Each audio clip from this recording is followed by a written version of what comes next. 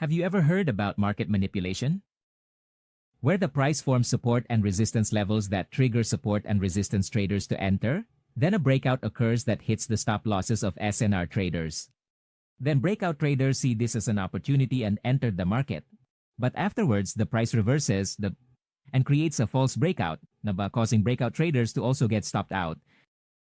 And if today you are learning the smart money concept strategy, you will encounter situations like this, known as a liquidity swap. So, what is a liquidity area? What causes liquidity? And how can we take advantage of liquidity areas as an additional influence in our supply and demand strategy? Hello everyone, welcome back to the FOREX Sarjana channel. On this occasion, we will discuss liquidity areas and how to utilize them in our supply and demand strategy. So, let's get right into the material. First, we will look at liquidity from the perspective of smart money concept traders. So let's say here we find a strong supply and demand area, that is an order block, followed by a reward area, and a break of structure occurs. So, a liquidity area forms when the price creates support and resistance before it touches our supply and demand area or order block. Here, we can assume that when the price forms support and resistance, traders who use support and resistance strategies will make transactions in this area and place their stop losses here. Then the price breaks out and hits the stop losses of the support and resistance traders. And when a breakout occurs, this kind of situation will trigger breakout traders to enter at this area and place their stop losses here. Then the price reverses and takes out the stop losses of the breakout traders. After that, the price meets the support and resistance area again and triggers support and resistance traders to enter. Afterwards, the price breaks out again and hits the stop losses. And when this happens, breakout traders will see this as an opportunity and enter again at this area. Then the price reverses again and hits the stop losses of the breakout traders. And this is what is called a liquidity swap, where the price takes out the stop losses of retail traders. And after finishing taking the stop loss liquidity from retail traders, the price will return to the supply and demand area to take orders from institutions before continuing its main trend. And here the liquidity area can sometimes also be in the form of a trend line area, which will trigger breakout traders to enter from this support or resistance, or retail traders who use bounces from support or resistance, though as well as traders who enter based on the trend line will also enter at this area. So in this area there will be many positions, as well as stop losses from retail traders. Then their stop losses will be swept, or what is called a liquidity swap, before the price returns to take orders from institutions in the order block area and continues its main trend. As shown in this chart example, we can see the demand order block area followed by the reward area and the break of this structure. So we mark this area, and here we will wait for the price to form a liquidity area before the price enters our demand order block area. So if the price immediately returns to this area without forming a liquidity area, then we will cancel this area. However, I need to clarify this here. So, this is just optional. Whether you only take areas that have confluence from a liquidity area or not is up to you. Of course, areas that have influence from liquidity will have a better probability. So, in this setup, we will wait for a liquidity area to form before the price touches our demand area. Then, here we can see that the price is making lower lows and lower highs. And this is what is called a minor structure. So we can draw a trend line from these lower lows and lower highs. Now pay attention. Here we can assume that there are stop losses from retail traders who enter at support and resistance areas, breakouts, and entries at the trend line area, and their stop losses are placed at the swing low and swing high areas here. And sometimes the stop losses of breakout traders are located in the middle of this manipulation area. So we can say that this area is a market maker manipulation area or a liquidity area. Now let's summarize the confluences we have in this demand area. First, we have a demand order block area followed by a reward area. Second, there is a break of structure. And third, the price forms trend line liquidity, which means the market maker is trying to manipulate the price to take out the stop losses of retail traders. So we will buy in this demand area. Here you can place a pending order or use momentum confirmation, which I have shared in the previous video. So, Make sure you also watch the previous material, so you won't be confused with this one. Then the price rises again from this area and takes out the remaining stop losses of retail traders. So if we buy here, this trade ends up in profit. Next, here we can again see a demand order block followed by a reward area, and a break of structure occurs here. So we mark this area as a demand order block area. Then, the price drops again to the reward area, BD, before rising once more. So we can assume this area as a support liquidity area. This means the price will come back down to create a false breakout and manipulation in this area before the price takes the demand orders in this zone. But in reality, the price does not return to the order block area, and only bounces at the reward area. So this is what is called the fair value gap area. So what happened here? And why didn't the market maker come back to manipulate this area? And why was this demand not even touched? So now let's look at the liquidity area from the perspective of economic trading principles. So let's go back to our previous setup. Here, I will explain what happened in the reward area and why liquidity can occur. So at this point, sellers enter and offer the traded asset to buyers, resulting in the formation of this red candle. Then at this price, buyers become interested and enter in large numbers. So at this point, the number of sellers is not proportional to the number of buyers. And because the amount of assets being sold by sellers is insufficient, and buyers are competing for the assets on offer, the sellers end up raising the price, and a bidding process occurs. Or in the real world, we might call this an auction.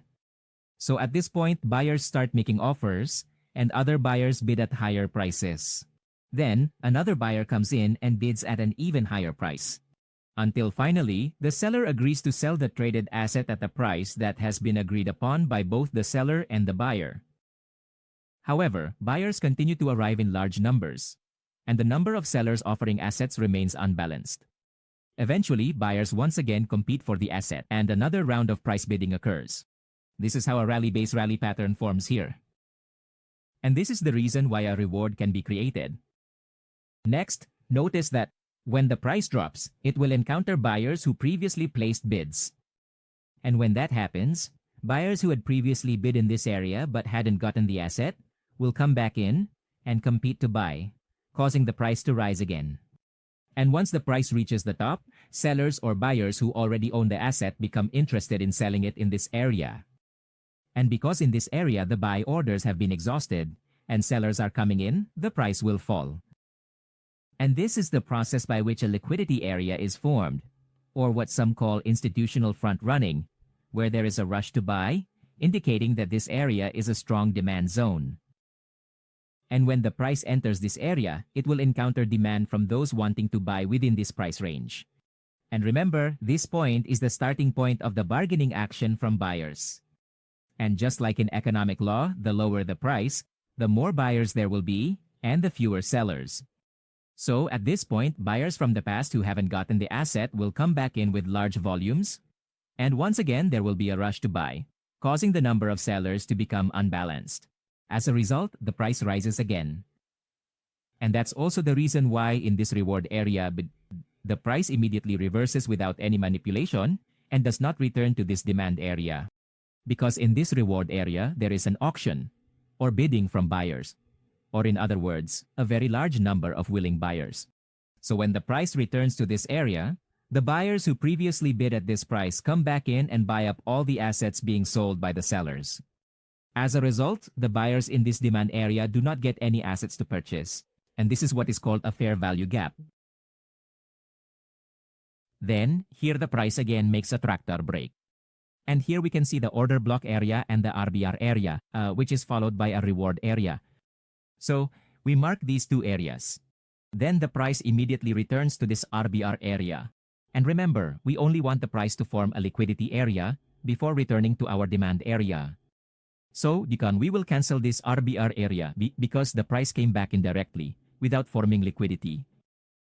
Then, we can see the price moving up and down from this area and forming support in this area. This indicates that buyers are competing to buy in this area. This means that when the price touches our order block area, the price can be considered very cheap because buyers are scrambling in this area to the point of forming support. And there is a reward, which indicates that bargaining activity is taking place due to an excessive amount of demand. So let's summarize what we have here. First, the order block area is able to create a reward. Second, there was a tractor break. Third, the price forms a liquidity area or an institutional front-running area. So we will buy in this area. You can use a pending order or enter on momentum in a lower time frame, as we discussed in our previous material. And the price bounces exactly from this order block. Now for the sell position. Here we can see a supply order block area followed by a reward area, and a break of structure occurs here. So we mark this area. Then the price bounces from this reward area. This indicates that in this reward area, sellers are competing to sell at this price. This means that in this supply area, there are a lot of willing sellers. So sellers are already competing to sell even before the price reaches the supply area. So we mark this area as the sell-side liquidity area. Now let's summarize what we have here. First, we have a supply order block area followed by a reward area. Second, the price makes the tractor break even. Third, the price forms a liquidity area or an institutional front-running area. So we will sell in this area. And the price bounces off from this supply area. And here, we can again see two supply order block areas followed by a reward area, as well as a break of structure. So we mark these two order block areas. Then, the price touches our supply area again without forming a liquidity area. So we cancel this area. Then the price moves up and down in this area and forms a resistance here. This indicates that in this area, the willing sellers are very strong, so the supply is competing to sell in this area. So we mark this as a liquidity area. So here we have a supply order block area followed by a reward area. Second, there was a tractor break. Third, the price forms a liquidity area. So we will sell in this area. And the price bounces off from this supply area. Now let's uncover the secrets of liquidity and what will happen if all traders use this smart money concept strategy. So, actually, the smart money concept is not a strategy from market makers or institutions. Because market makers are very secretive and it's impossible for information about the strategies they use to leak out. And is it true that the liquidity area is the stop-loss area for breakout traders and support-resistance traders? In fact, support resistance and breakout pattern strategies have existed even before I was born. And now let's look at this chart. Here we can see a demand order block area followed by a reward area, a break of structure, and a liquidity area. And you can see the price bouncing off from this area. Now let's look at it from the perspective of a support resistance trader. So at this support, should we enter a trade? The answer is that support resistance traders would never enter immediately at this area. What they do is wait for momentum, such as an engulfing or a rejection candle, just like in the videos on this channel.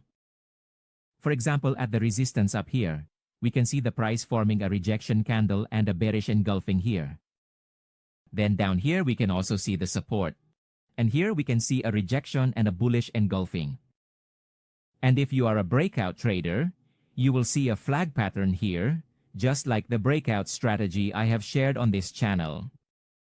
Then, on this chart, we can see a demand order block followed by a reward area, a break of structure, and the price forming a liquidity area.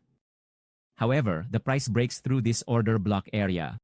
Instead, the price respects the support area below it and forms a bullish engulfing. And if you are a breakout trader, you will see a triangle pattern here and open a buy position after this momentum candle. Then on this chart, we can see a valid order block. And here we can also see a liquidity area.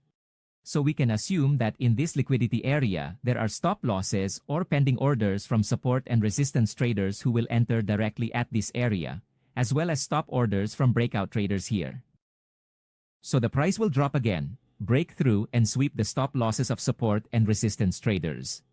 And breakout traders will sell after the breakout. Then, the price touches the demand area from the market maker, then rises again, resulting in a false breakout and sweeping the stop losses of breakout traders. Now notice, The price never sweeps this liquidity area and keeps going up.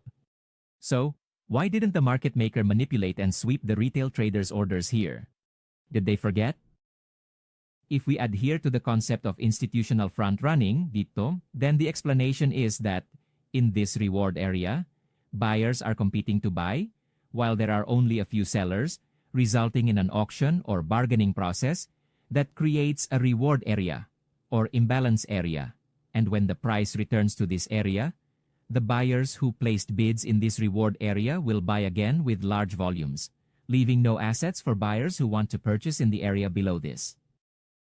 And to me, this makes quite a lot of sense. Because back then, before brokers or MetaTrader existed, Forex traders conducted transactions at money changers and bought currencies, or gold in physical form. And when we hold assets in physical form, then, where would our stop-loss order be? And does the price not move simply because there are no stop-loss orders from retail traders? So even without retail traders like us who buy and sell, and set stop-losses on brokers or the MetaTrader app, the price will still move. Because currency exchange will continue to happen on this earth, driven by trade transactions, the inflow and outflow of investors, currency exchange activities at money changers, changes in a country's economic policies, political conditions, debts and loans, export and import activities of a country, and many other factors. Given the numerous factors that drive prices, it means that no human being on earth can predict or control the market at will, not even market makers. So do market makers like big banks always make a profit and never have to cut their losses on an asset? For an explanation, you can watch a movie called Margin Call. And if there are no certainties in the market, then what should we do as retail traders? The answer is to remain consistent with your strategy and always use sound money management. Because no matter what strategy you use, whether it's breakout, support and resistance, order block, supply and demand, price action, or trading with indicators, there will always be days when we profit, and days when we incur losses. Because trading is all about probability. So, anti ko na bareta pasandata. I think that's all for our material this time, and I hope your knowledge continues to grow, and you can analyze the market even better. And I've provided this material to you for free. So in return, madam, please take a moment to click like, subscribe, and turn on the notification bell, so that it makes me happy. And in return, there will always be new videos from this channel. Thank you for watching until the end, and see you in the next video.